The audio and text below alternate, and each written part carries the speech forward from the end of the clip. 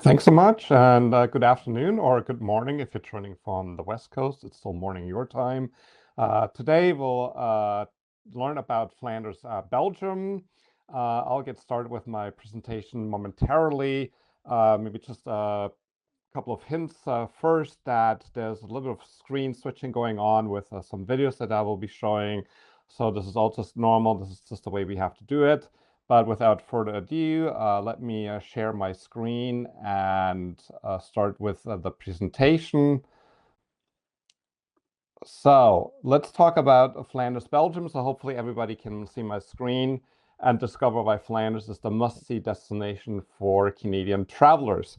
First of all, before we get started, I just looked at the latest numbers. The latest numbers for us are from January to July, and I can see Canadian arrivals are up by almost 7%. So thank you very much for traveling to Belgium, for traveling to Flanders. Great choice, great job for recommending our and selling our destination.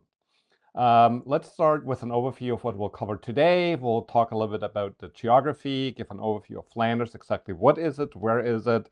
We'll recap very quickly Remembrance Days, since we had this just the last week going on, and the World War I heritage. Then we go beyond Flanders Fields. We'll look at cycling, beer, culinary experiences, the heritage, art, and wrap up with questions and answers. So first of all, Flanders is the northern region of Belgium. So Belgium has two regions, a Dutch-speaking one and a French-speaking one. So we are the northern Dutch-speaking one.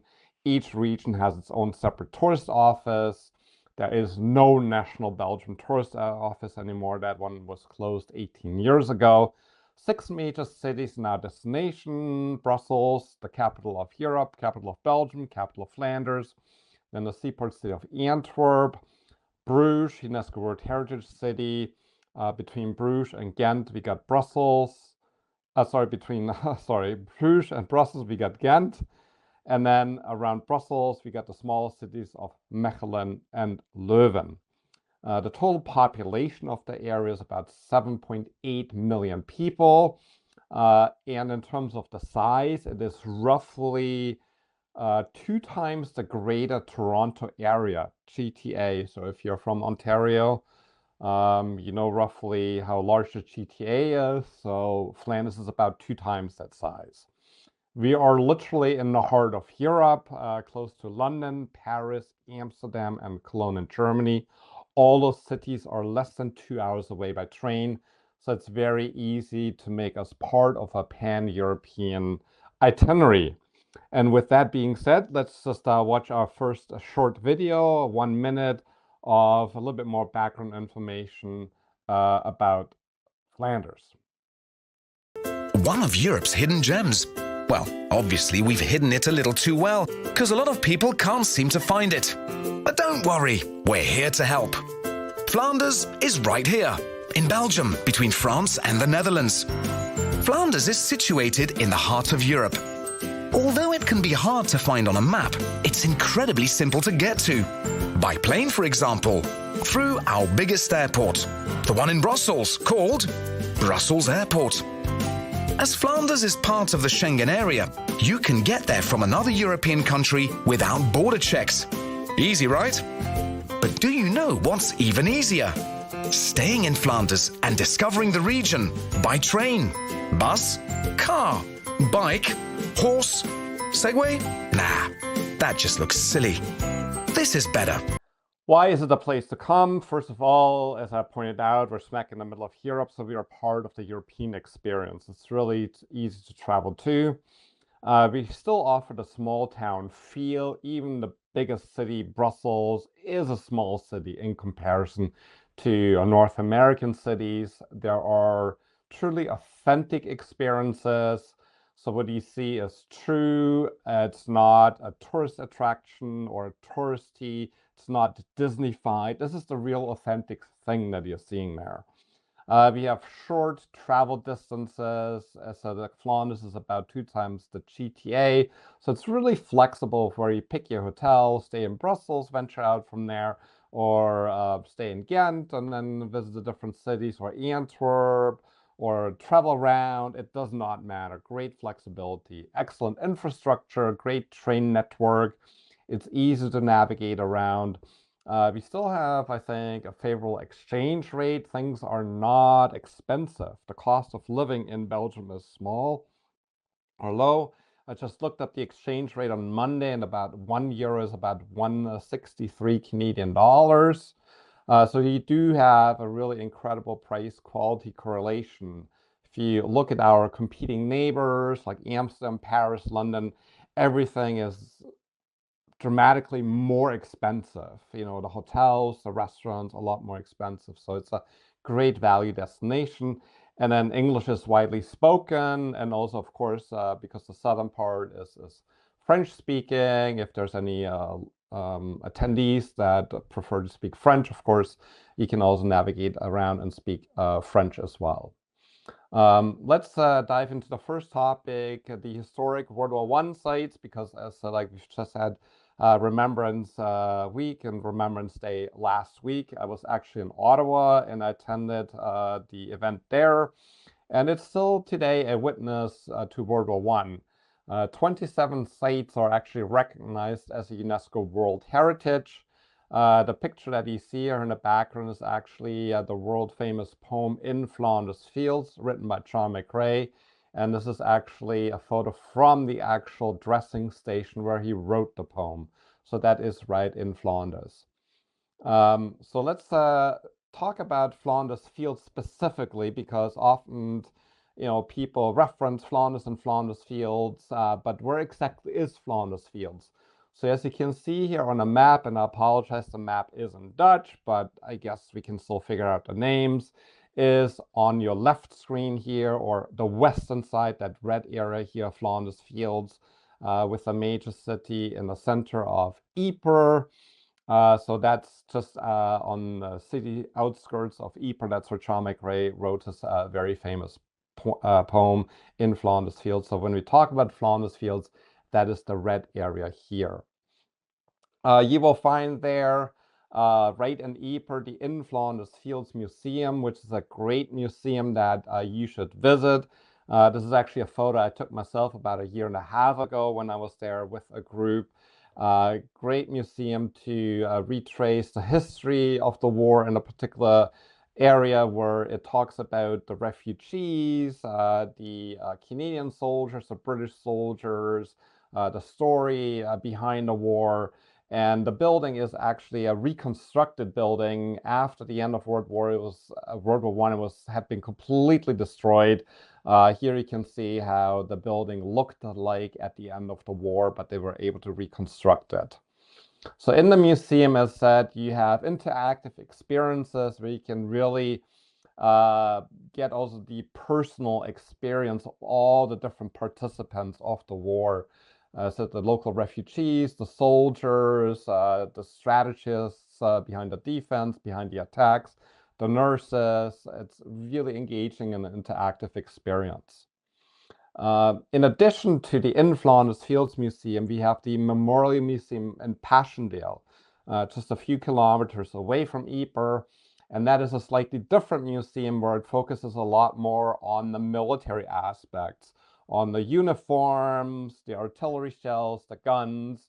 And as you can see, at the beginning of the war, it was much of a colorful war, more of past wars, Napoleonic times, but it very quickly changed then into more of the gray and camouflage colors.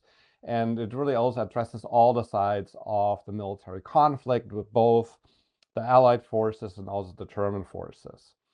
There are some reconstructed trenches there. You can still walk those and see what it looked like back then. Of course, there's also many cemeteries that you can visit, where you can retrace the history of the Commonwealth and the Canadian Expeditionary Force. And very important in Ypres, you have the Manning Gate that has the names of about 35,000 missing soldiers inscribed on it. And every night at 8 p.m. they perform the last post. So it's a very moving event that you can attend, and it's performed by the buglers of the fire department in Ypres.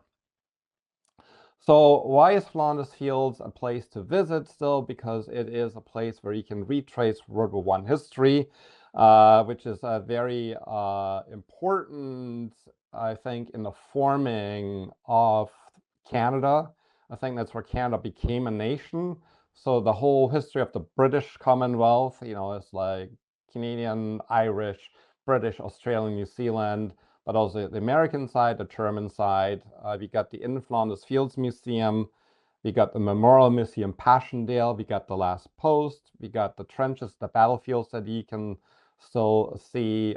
Not all of them, of course. Much has been reconstructed and returned back to normal use. Lots of memorials, commemorative sites, cemeteries. But apart from that, there's also great cycling going on, hiking, culinary and beer experiences, and we'll dive into that. But before we do that, I wanted to point out that 2027 will be a commemorative year called Monuments and Moments. So a lot of the battles 110 years ago will have taken place by then. So it's maybe a time to send some clients there. I know a lot of Canadian tour operators that are active in the student and youth tourism are planning to bring over lots of school groups. I had several meetings with those operators in the last 2 weeks. So we're working on some great experiences for those students, but that could also be something for your clients. So let's go beyond the World War I memorials, and we can already see a certain mix here. The cycling. So these are two cyclists that explore the Flanders Fields area by bicycle. So the area is flat, it's easy to navigate around. So cycling is really one way to move around once you have arrived in the destination. If you wanted to venture out a little bit further, there are some iconic cycling routes that combine the best of Flanders. So there's various routes available, for example, along the coast, which is in the upper left-hand corner. That light blue route, you can see that's the coastal route where you can explore the coast. You can also do different other routes, for example, the Art Cities route, which is the red one, which leads you all the way from Brussels up to Antwerp, Ghent, and Bruges, and to the coast. Of course, you don't need to cycle the whole distance, but you can always do part of it. We also have new cycling routes that we call Flanders' finest cycling routes, which are much, much shorter. They are all loops. So you start and end in the same spot. So it's just some randomly picked one here, as you can see, arts and heritage and nature routes. The first one is 41 kilometers long, the other one 58, and the last one 36. So in total, we have 25 of those beautiful routes that showcase and combine the best of Flanders. And as I said, the area is really flat. It's really easy to cycle. You can easily get a rental bike and then be out there, get some fresh air, and cycle around. For the more sportive cyclists, we also have a challenge, which we call the Flandrian Challenge. As you know, Flanders is the home to sportive cycling. Amazing races that are going on there. 59 segments within the Flandrian Challenge need to be completed within 72 hours. And if you manage that, you will become a true Flandrian hero. And what it means is that your name will be engraved on a little miniature cobblestone and displayed in the Cycling Museum in Oudenaarde. That's where the finish line is of the Tour of Flanders. And you will be famous because your name will live there forever, and it will also be placed on the website for those riders that have completed the challenge. So this is really for the sportive clients that want to go there and really knock themselves out.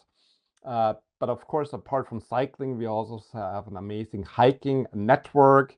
It's very similar to the cycling route network. I just randomly picked a screenshot here of the hiking routes around Ypres and Flanders Fields. So as you can see, there's a ton of hiking trails that you can go on.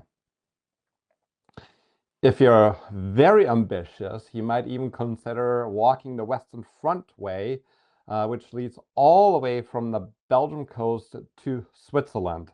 But of course, if you are less ambitious, just hiking in the Flanders Fields area alone is already an accomplishment.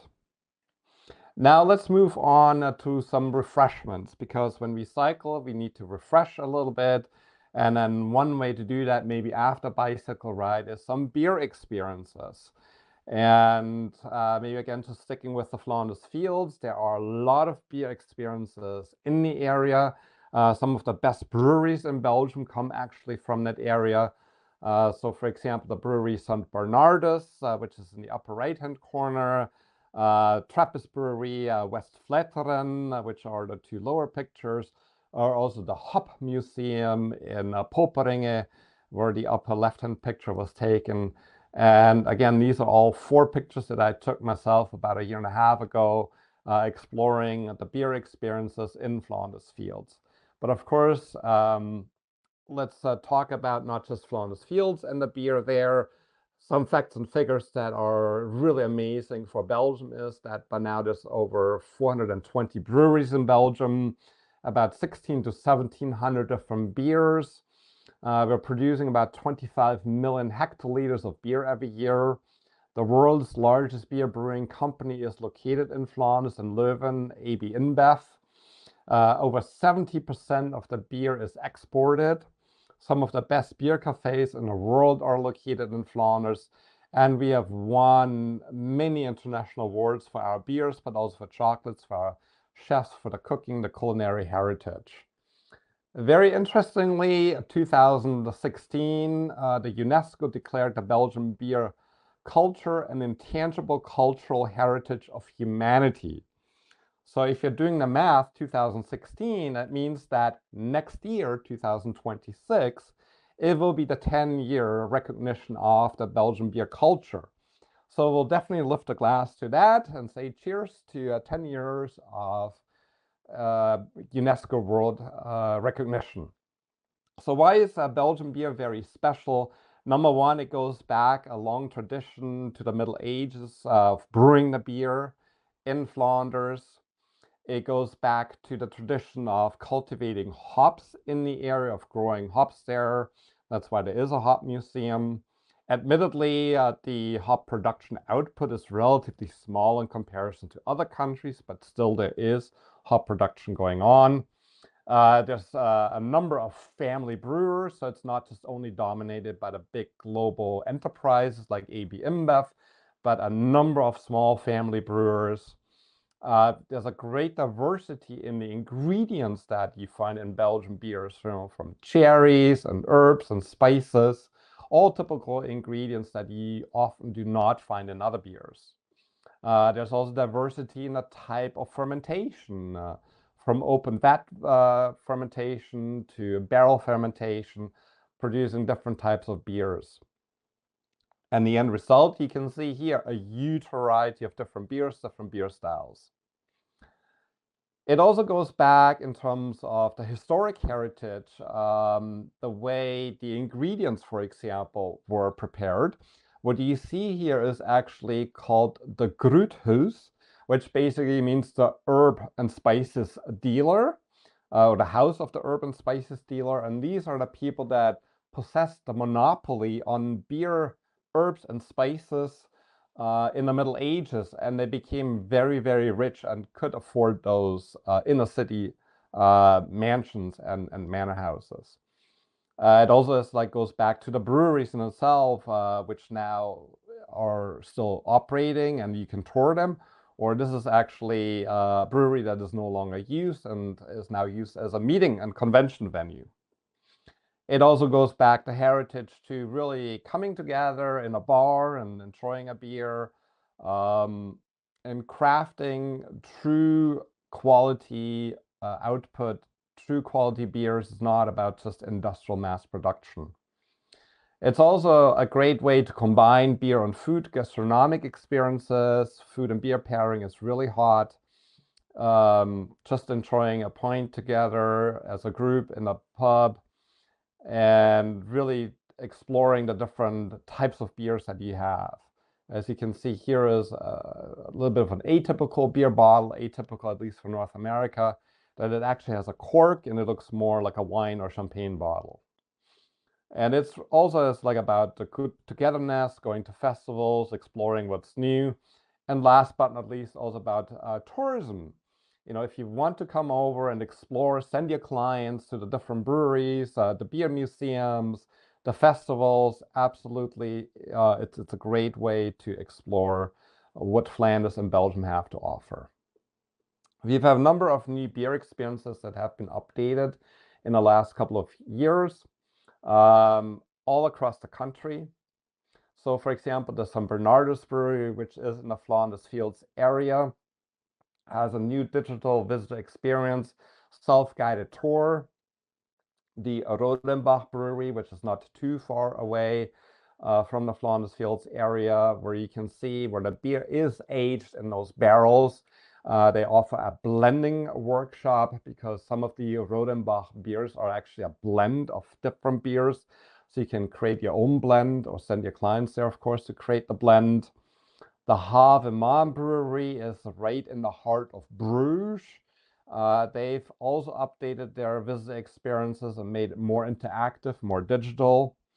The Kort Brewery and Distillery is very interesting. It's in the southern part of Flanders. Number one, it's a distillery as well. So Belgium is not just only about beer, but also about distilling Genevers, whiskeys, and so on. And this guy, the owner, actually went there about half a year ago. He used to be working in IT, and he figured IT was not his calling, and he opened up this brewery and distillery, and he does some amazing beers, some amazing whiskeys and gins.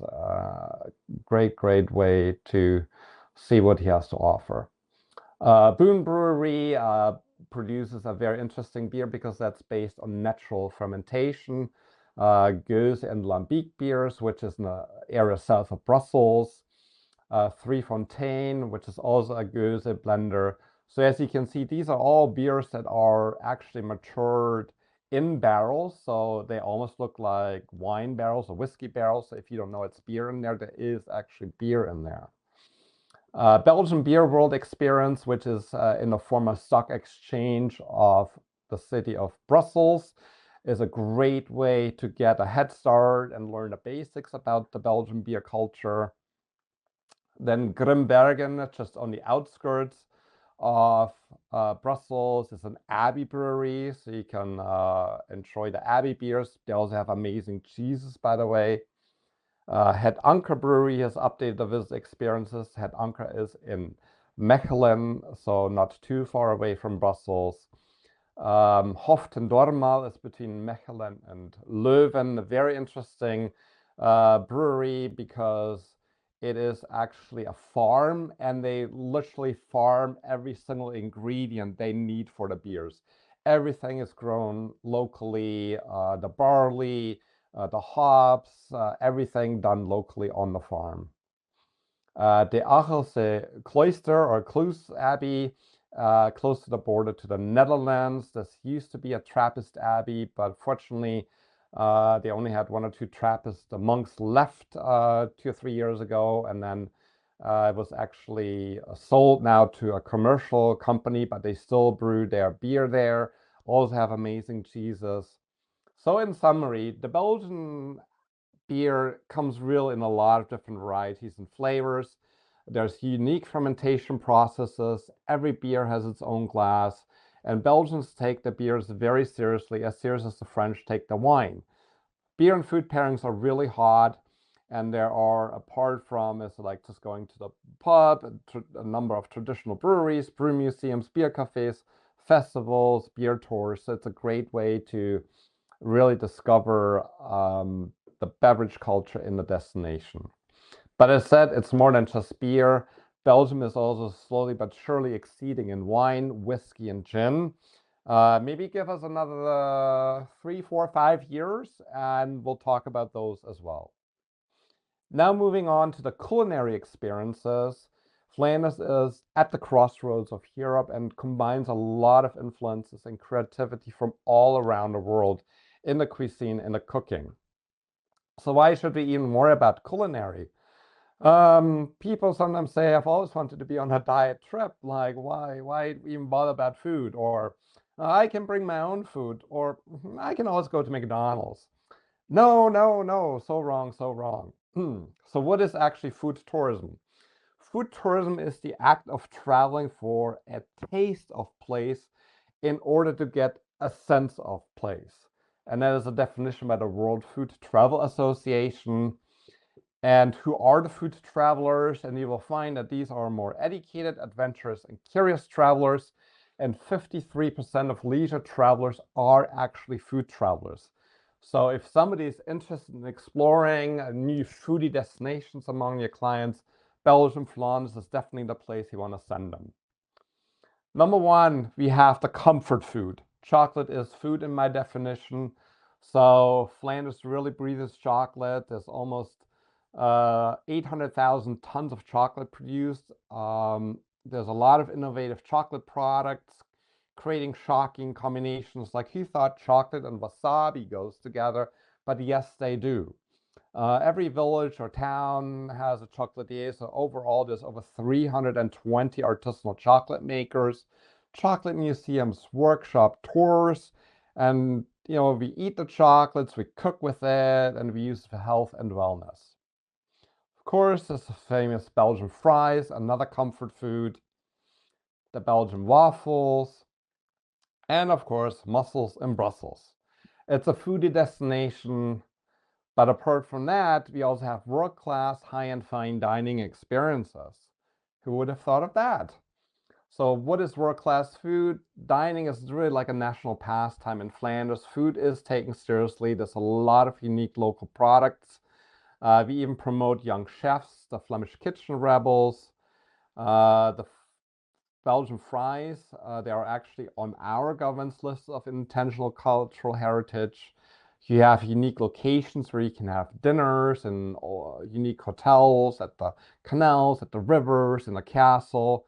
Lots of food events going on, culinary events. There's gastronomy, so the pairing of beer and food. Cooking classes where you learn how to make Belgian waffles, Belgian fries, maybe even with a cooking class with a Michelin star, and incredible value. Your dollar will go a very, very long way in Flanders. The food is not expensive.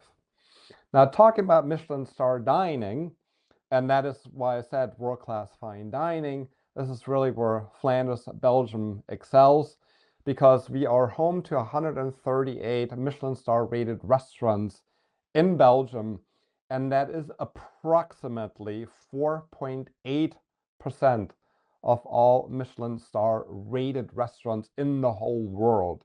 And that is a huge number for this small destination. So let's watch a short video about the culinary experiences in Flanders. Look at the life of a real soil. What we're looking at here is pure cultural history. You are an artist. You want to work with the best product, eh? So the Belgian chocolatiers, they thrive on quality. We have to look what nature gives. Original, tasteful, and full of history and heritage. From sauce to beers, people want sustainable and locally produced food. You're an aquaponic farm. What does that mean? Belgian chocolate is constantly innovating. Man, if you could smell this right now. And what's the secret? Tradition. And craftsmanship. Of course. This is food pairing in its purest form. We are innovating our way of serving gastronomy.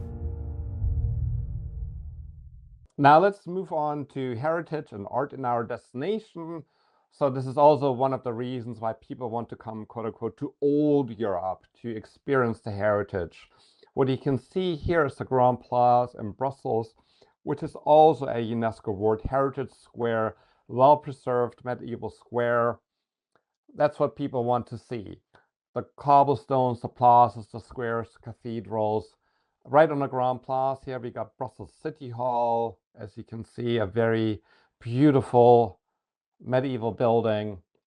The Royal Palace in Brussels because Belgium is a kingdom.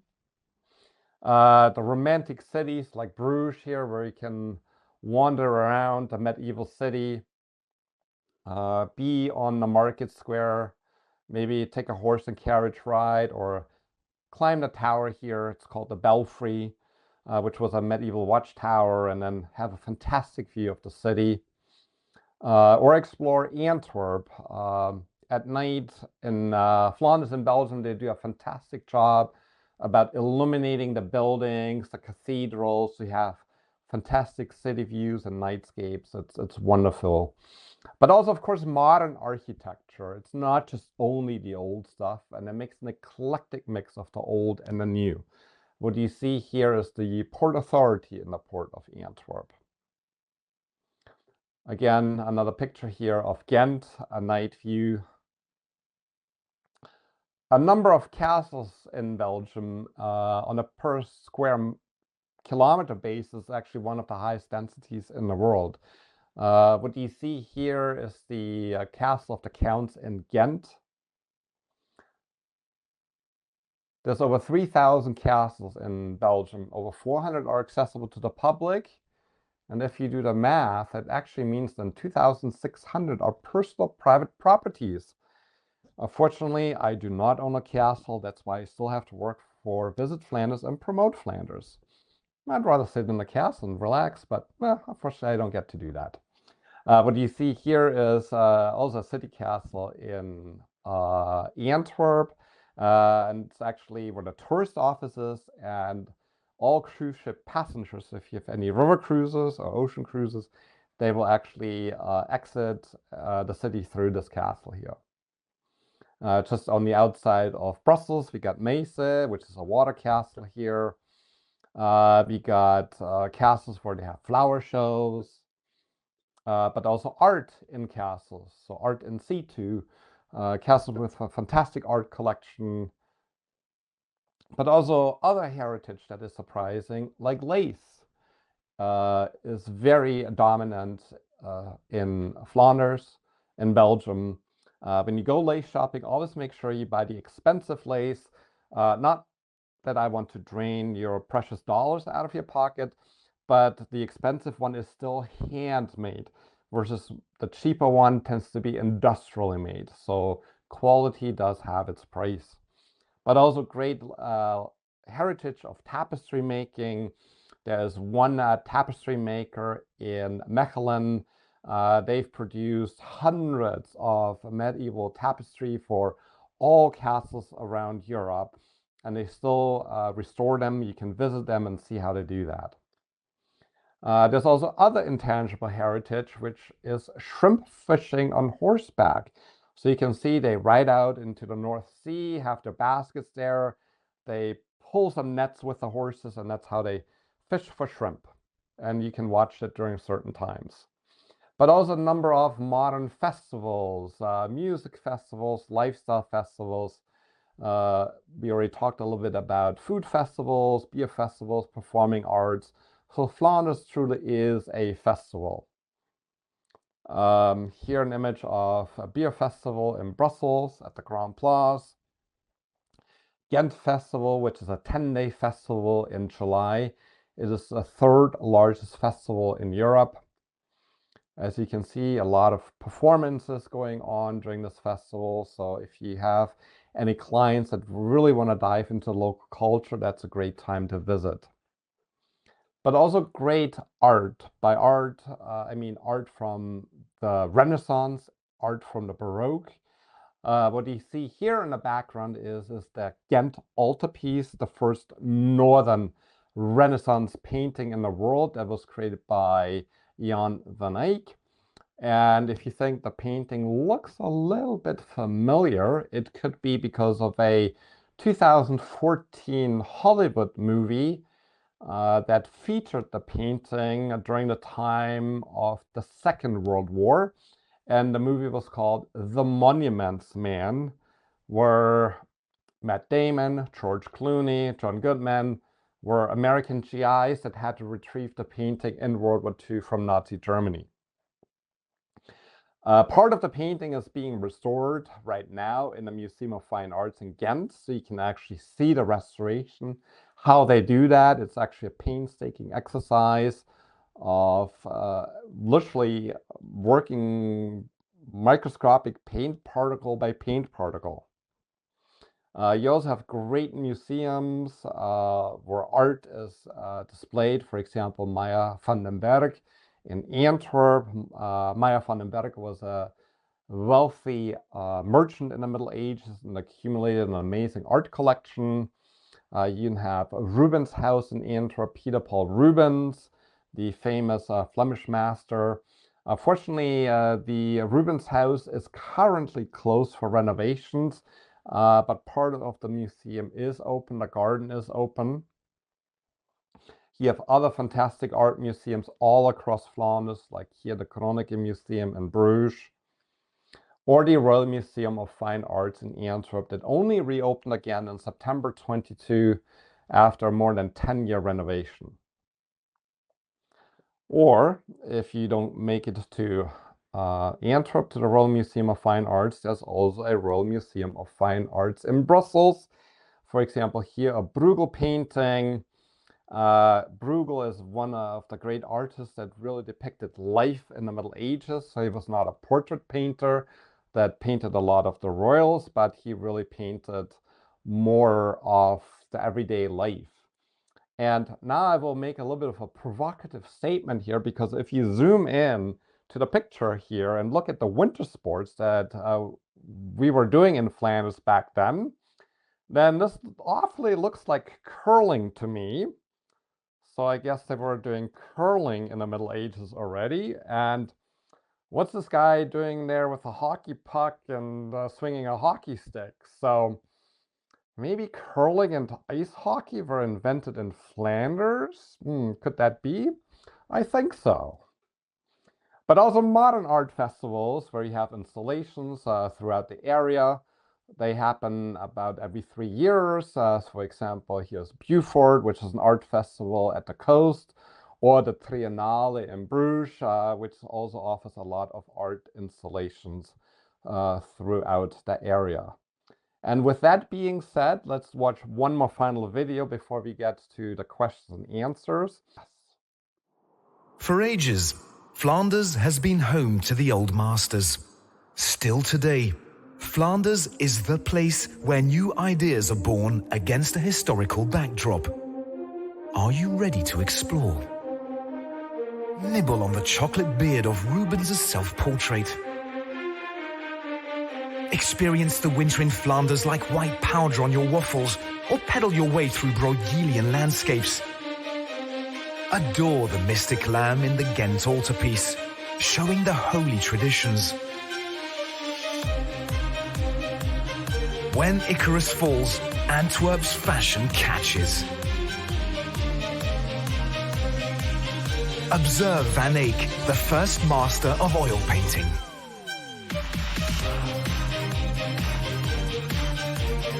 As a true Margaretha Van Eyck, eat Belgian fries with pride and enjoy the craftsmanship of one of Belgium's foamiest beers.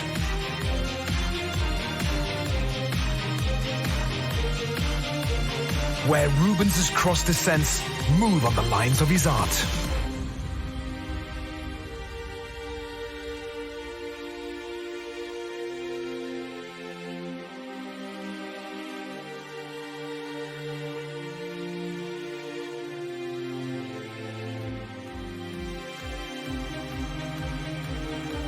Taste the history of Flanders' culinary treasures.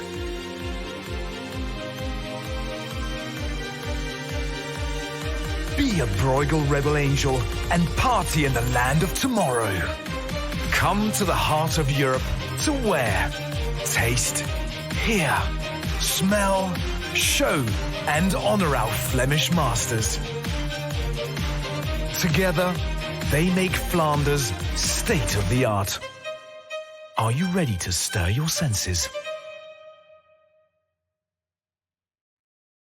So Flanders, Belgium is really world-class art and heritage. The two sections that we just talked about.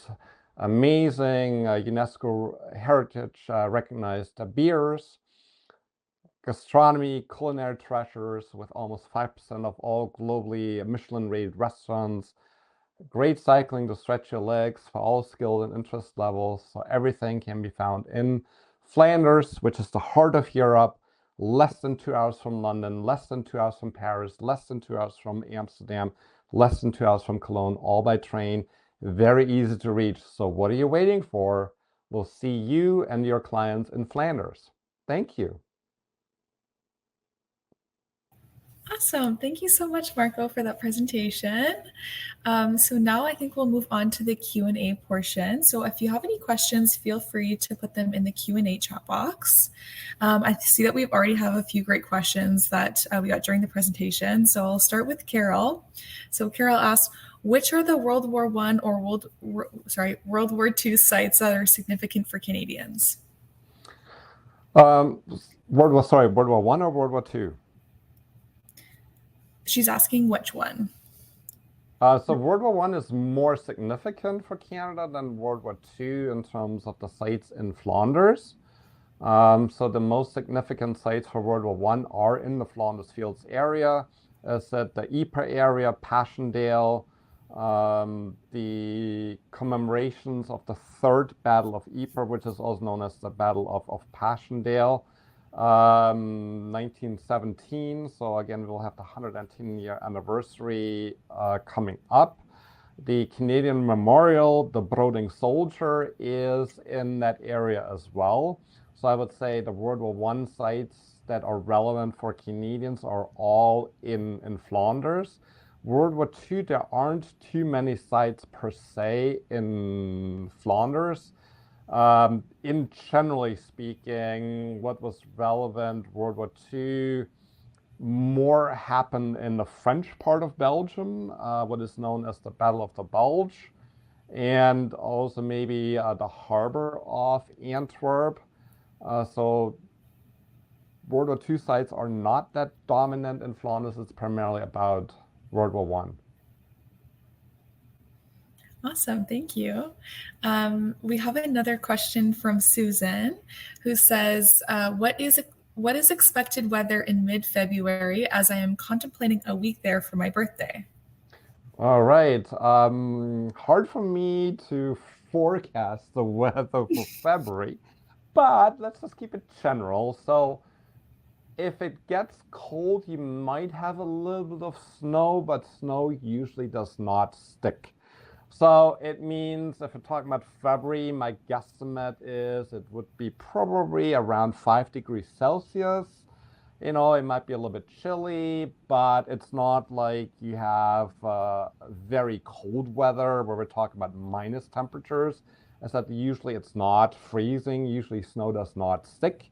So expect somewhere between, let's say, you know, if it's frost at night, maybe -2, -3 if it's really, and then daytime temperatures around 5, 6 degrees Celsius. Of course, it's hard to predict since we always have now outliers. It might be also like 10 degrees in February, or it might just be a little bit colder, but roughly around that. Awesome. We also have another question from Carol. Carol asks, is Antwerp worth visiting if you have about 6 nights in Belgium? I would say Antwerp, absolutely. So how would I characterize Antwerp? So Antwerp is a seaport city, so you do have a very eclectic mix of old and new in Antwerp. So you have fantastic old architecture, fantastic art museum, but you also have an amazing, vibrant restaurant scene, cocktail bars. Europe's best cocktail bar is in Antwerp. So if you want to try, you know, anything other than beer, go to the best European cocktail bar. There's also modern art museums, photo museums. So Antwerp is really a vibrant city. And also in the character of an Antwerpian, because it is a seaport city, they are familiar with all these people coming and going. So it's been a seaport city for centuries. It's definitely an absolute, I would say, a must to visit Antwerp. Awesome.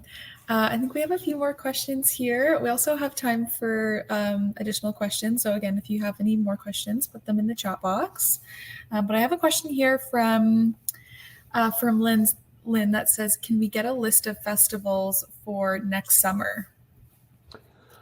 So the list of festivals is long. I do not have a comprehensive list of all the festivals because that would probably be the size of a phone book. But if we could narrow it down to, okay, are we looking at more like art festivals? Are we looking at food festivals? Are we looking at beer festivals? Then we can definitely, I can point in the right direction and put together some of the most important festivals. I think every festival probably is impossible. There's just too many going on. For sure. Awesome. Okay. And then I have another question here from Ruth that says, if in France, is it easy to get there? Yes, of course, it depends where you are in France. If you say like in Toulouse, that's almost the furthest you can be in France, then it might be a little more challenging, or not challenging, it might just take a little bit longer. But let's assume you are in Paris. There's a high-speed train, the Eurostar from Paris to Brussels is a short 1 hour and 22-minute ride. And trains run frequently, so it's not like there's only one train every day. There's one train almost every hour. So train run frequently. As I said, from Paris to Brussels, 1 hour 22. And if you're a little bit further away, let's say you're in Toulouse, you're in Nice, you're in Marseille, then you can of course always take a flight on Brussels Airlines or any other airline, but it's really easy to get to.